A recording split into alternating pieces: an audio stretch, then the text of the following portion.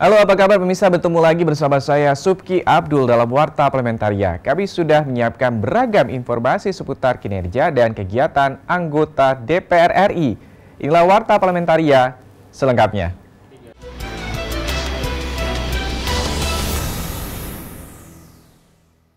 Warta Parlementaria kita awali dengan informasi dari DPR RI yang telah mengesahkan rancangan undang-undang atau RUU tentang perubahan ketiga atas Undang-Undang Nomor 24 Tahun 2003 tentang Mahkamah Konstitusi menjadi undang-undang. Dalam pembahasan akhir draft rancangan Undang-Undang MK, pemerintah dan juga DPR sepakat batas usia hakim MK adalah 55 tahun saat diangkat.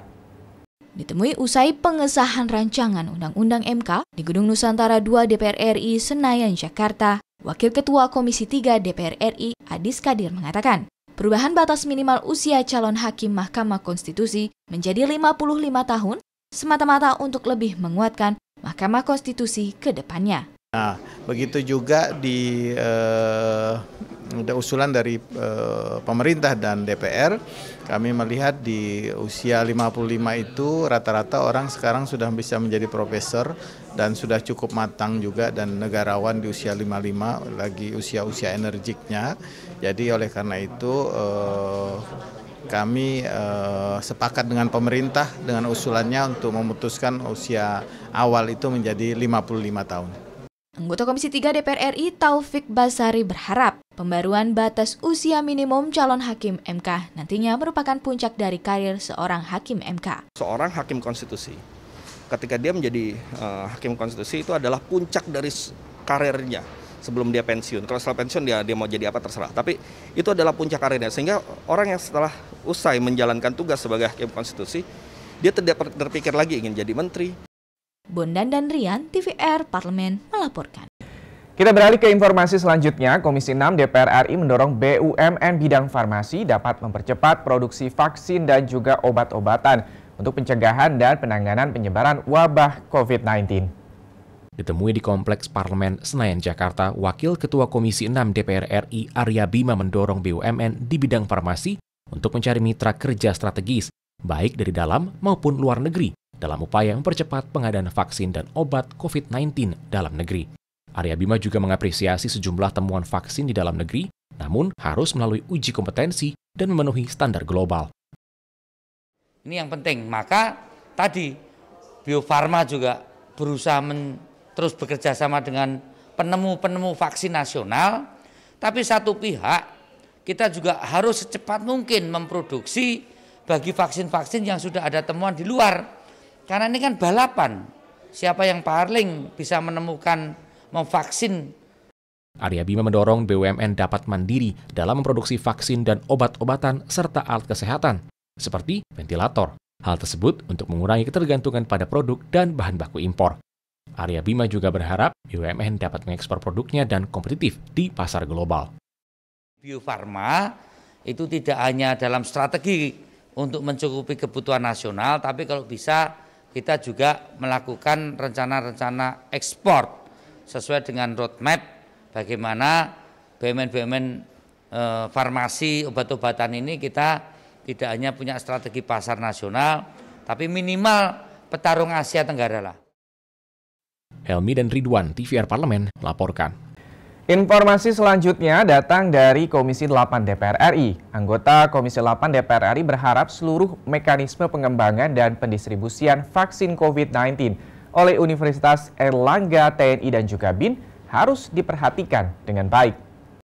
Ditemui pada rapat paripurna di Gedung Nusantara II DPR RI Jakarta, Bukhari menyatakan mendukung penemuan dan penelitian vaksin COVID-19 oleh anak bangsa. Pengembangan dan uji klinis vaksin tersebut diharapkan berjalan sesuai prosedur dan bisa diproduksi sebanyak-banyaknya untuk didistribusikan di dalam negeri guna kepentingan masyarakat. Tidak kemudian dipersoalkan dalam hal-hal yang sifatnya tidak substantif. Misalnya kalau memang betul bahwa obat itu dinyatakan bisa dan teruji secara klinik dan secara medis itu adalah benar, maka aspek prosedur formil itu jangan dipertentangkan, tetapi permudahlah gitu. Anggota Komisi 8 DPR RI Iskan Lubis juga mendukung lembaga apapun yang melakukan riset untuk menemukan vaksin COVID-19. Jika vaksin sudah berhasil diuji klinis dan layak diproduksi, diharapkan pendistribusian dilakukan secara adil dan merata, dengan memprioritaskan pendistribusian bagi masyarakat kecil yang membutuhkan vaksin. Unsur keadilan cara mendistribusikannya, nanti kita akan bicarakan di Komisi 8 supaya tidak ada orang yang merasa terzolimi. Tapi pada prinsipnya menurut saya, kalau anggarannya itu anggaran dari pemerintah, kita prioritaskan orang-orang yang kelas bawah ekonominya. Kemudian juga Ferdian Teguh, TVR Parlemen melaporkan. Jangan kemana-mana pemirsa, karena kami masih memiliki banyak informasi lain dalam Warta Parlementaria. Di antaranya datang dari generasi milenial, diajak tumbuhkan minat baca setelah jeda berikut ini.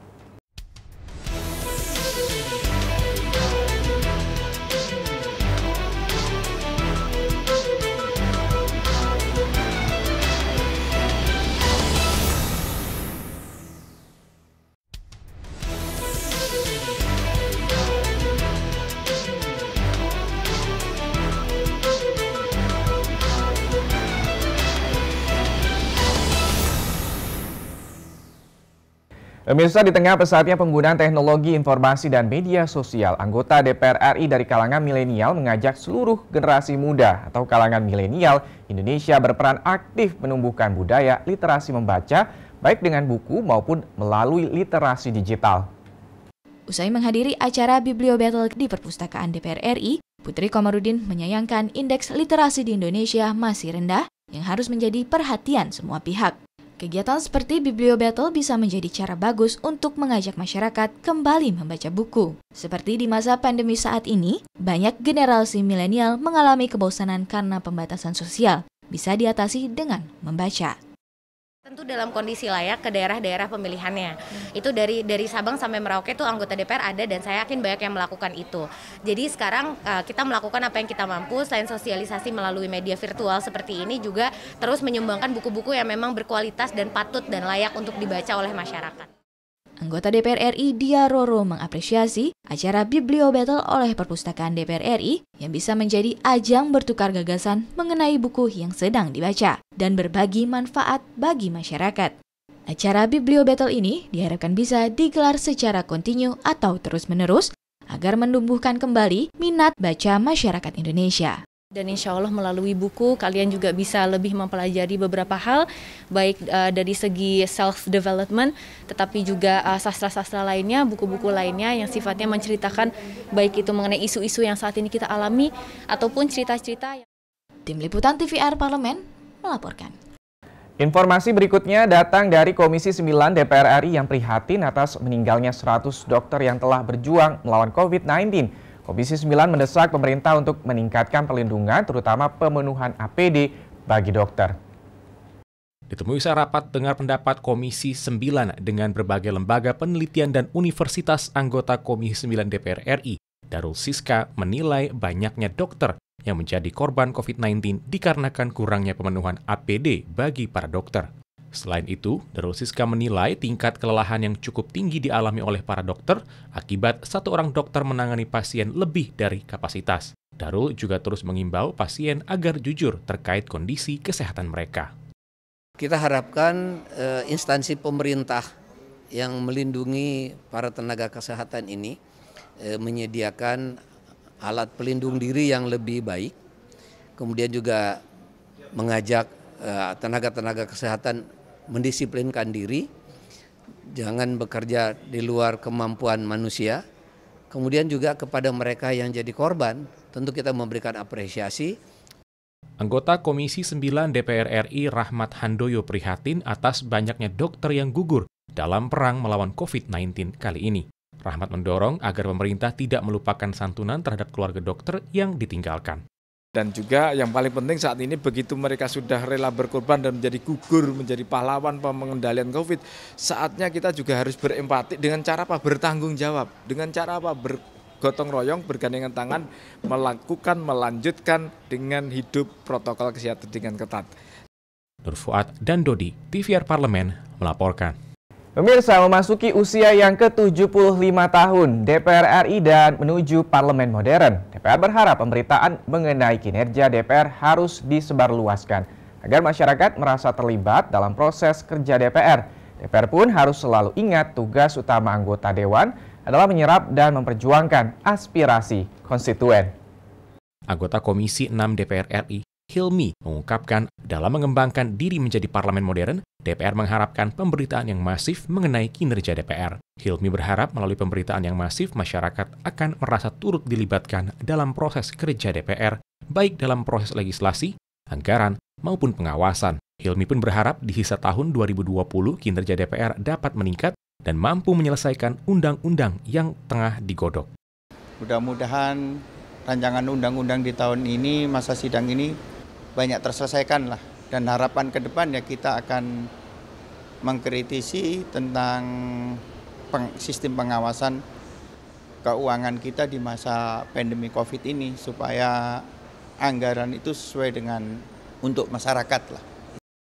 Di sisi lain, anggota Komisi 7 DPR RI Marten Dowu mengingatkan di usia ke-75 tahun DPR RI, anggota Dewan harus memahami tugas anggota sebagai perwakilan masyarakat.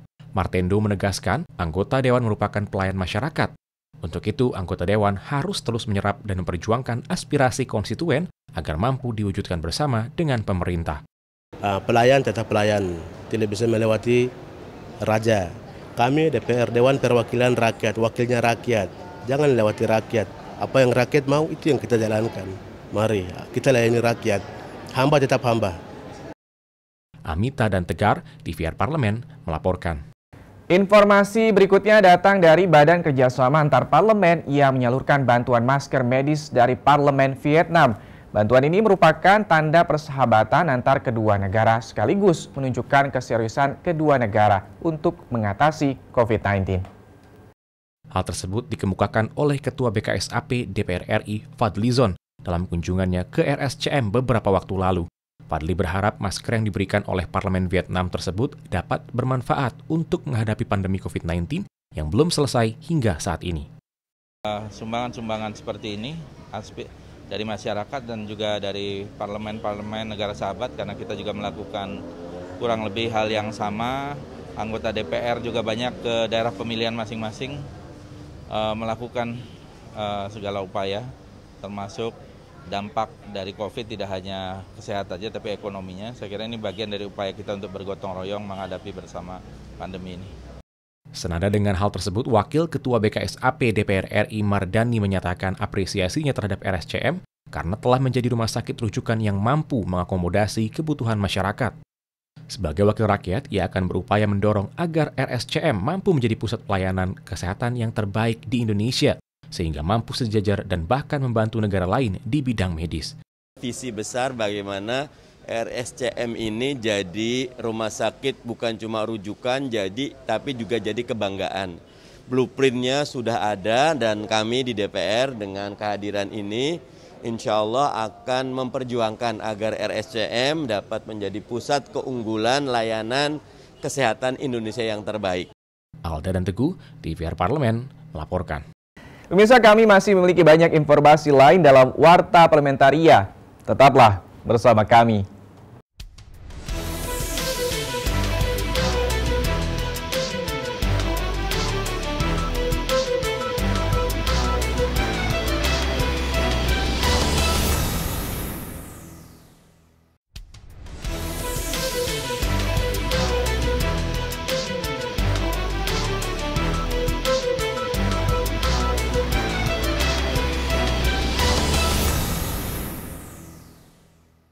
Badan Kerjasama Antar Parlemen DPR RI melalui Grup Kerjasama Bilateral GKSB Indonesia-Turki mendorong penguatan kerjasama antara Indonesia dengan Turki untuk meningkatkan hubungan bilateral kedua negara.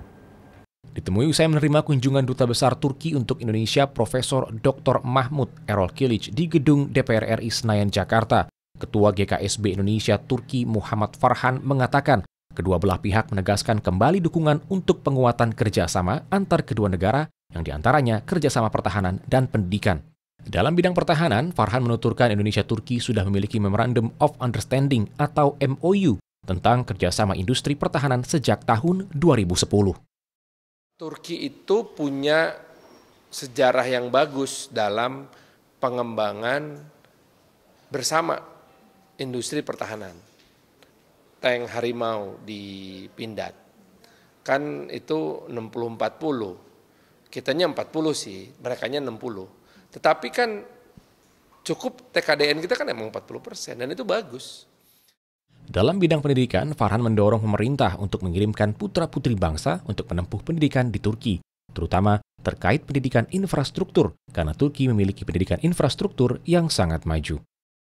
Pendidikan ini menjadi penting karena baru ada 1.600-an mahasiswa Indonesia di Turki. Itu sedikit sih. Padahal Turki sebagai negara dengan industrialisasi yang sudah maju, itu punya pendidikan engineering yang sangat canggih, dan kita perlu mengirim putra-putra dan putri-putri terbaik Indonesia untuk belajar engineering dari Turki. Ila dan Kristio, TVR Parlemen, melaporkan. Kita ke informasi selanjutnya. DPR RI mengkritisi upaya Satuan Tugas Penanganan dan Pencegahan jumlah kasus COVID-19 di sejumlah daerah karena masih banyaknya standar protokol kesehatan yang belum berjalan dengan maksimal dan belum terintegrasi dengan baik ke lapisan masyarakat bawah. Ditemui usai rapat paripurna hari ulang tahun DPR RI ke-75 di Gedung DPR RI Jakarta, Wakil Ketua BKSAP DPR RI Mardani Alisera mengatakan, jumlah kasus COVID-19 yang mengalami peningkatan harus diantisipasi dengan metode tracking dan isolasi mandiri sesuai standar protokol kesehatan. Lebih lanjut, Mardani meminta pemerintah pusat dan daerah fokus melakukan pencegahan penyebaran kasus COVID-19 dengan mengutamakan pelayanan dan peningkatan fasilitas kesehatan, sehingga fundamental ekonomi akan mengalami keseimbangan dari sektor UMKM, pasar tradisional, serta industri dan perdagangan. Problemnya, saya ngelihat dua hal. Pemerintah pusat kabur orientasinya antara tekanan ekonomi sama menyelesaikan masalah kesehatan. Harusnya kesehatan duluan. Walaupun dua-duanya prioritas, tapi genjot ekonomi ketika kesehatan belum, nanti akan bikin klaster baik perkantoran, pabrik, di pasar, ini berbahaya sekali gitu. Anggota Komisi 1 DPR RI Yan Permenas Mandenas mengatakan penanganan pencegahan COVID-19 di sejumlah daerah harus memiliki satuan tugas yang mampu berkoordinasi dan bekerja sama dengan baik, mulai dari sisi kebijakan dan metode pencegahan dari Kementerian Kesehatan dengan berbagai kementerian dan lembaga negara lainnya.